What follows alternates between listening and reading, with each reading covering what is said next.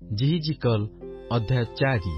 आहुरी हे मनुष्य संतान, तुम्भे खंडे इटा नहीं आपणा सम्मुखरे रख ओ तही उपरे एक नगरर अर्थात जेरुसालेमर छवि अंकित कर, आउ ताहा सैन्यरे बेष्टित कर। ताहा विरुद्धरे गड़ निर्माण कर ओ ताहा विरुद्धरे बंध बांध, मध्य ताहा विरुद्धरे छाउणी स्थापन कर ओ तहिर चतुर्दिगरे प्राचीर भेदक जंत्र स्थापन कर। पुणी एक खंड लुहार कराई नहीं तुम्भर ओ नगरर मध्यरे लौह प्राचीर तुल्य ताहा स्थापन कर।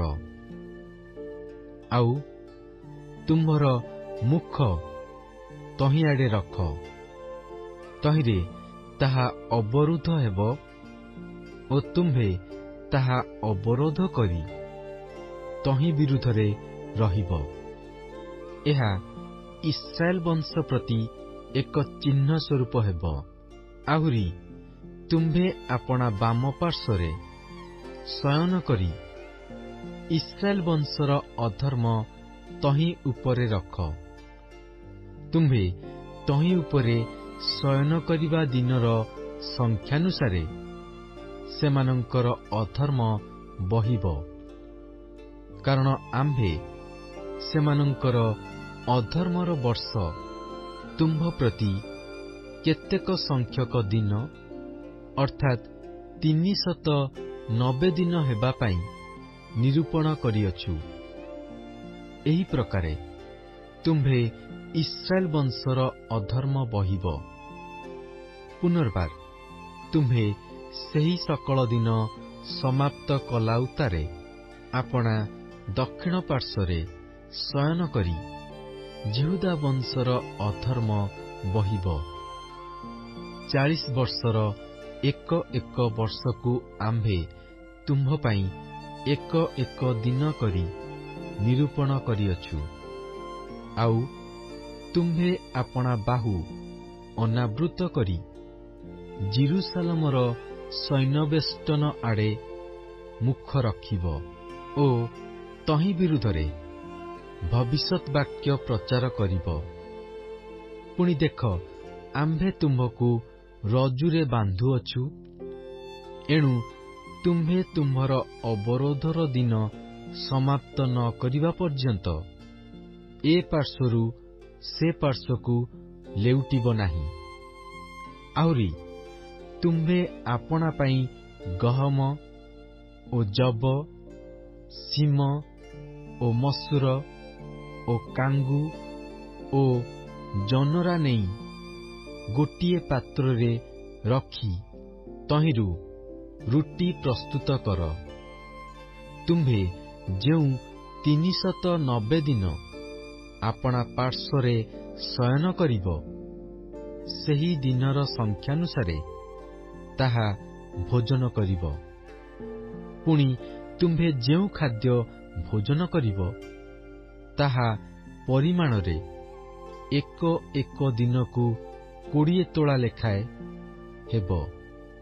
तुम्भे समयकु समय ताहा भोजन करिब।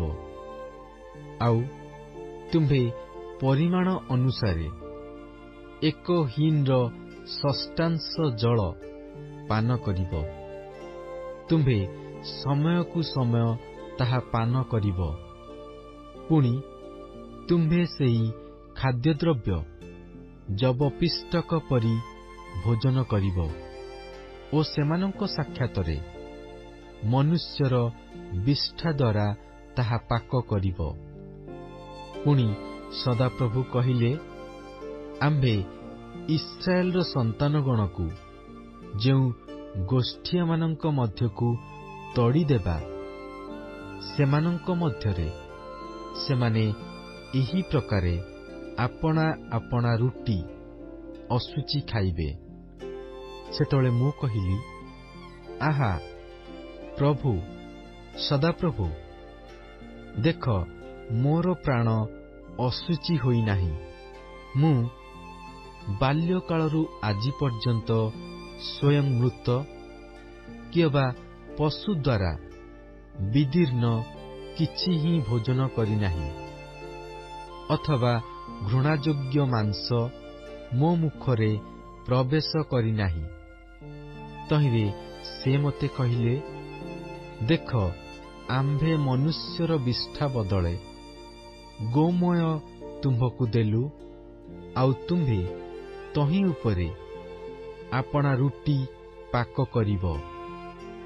ଆହୁରି ସେ ମୋତେ କହିଲେ, ହେ ମନୁଷ୍ୟ ସନ୍ତାନ, ଦେଖ, ଆମ୍ଭେ ଜେରୁସାଲେମରେ ଅନ୍ୟରୂପ ଯଷ୍ଟି ଭାଙ୍ଗିବା। ତହିଁରେ ଲୋକମାନେ ପରିମାଣ କରି ଭାବନାରେ ଅନ୍ନ ଭୋଜନ କରିବେ ଓ ସ୍ତମ୍ଭିତ ହୋଇ ପରିମାଣ ପୂର୍ବକ ଜଳ ପାନ କରିବେ। ତହିଁରେ ଅନ୍ନ ଓ ଜଳର ଅଭାବରେ ସେମାନେ ଏକ ଆରେକର ପ୍ରତି ବିସ୍ମୟାପନ୍ନ ହୋଇ ଆପଣା ଆପଣା ଅଧର୍ମରେ କ୍ଷୀଣ ହେବେ।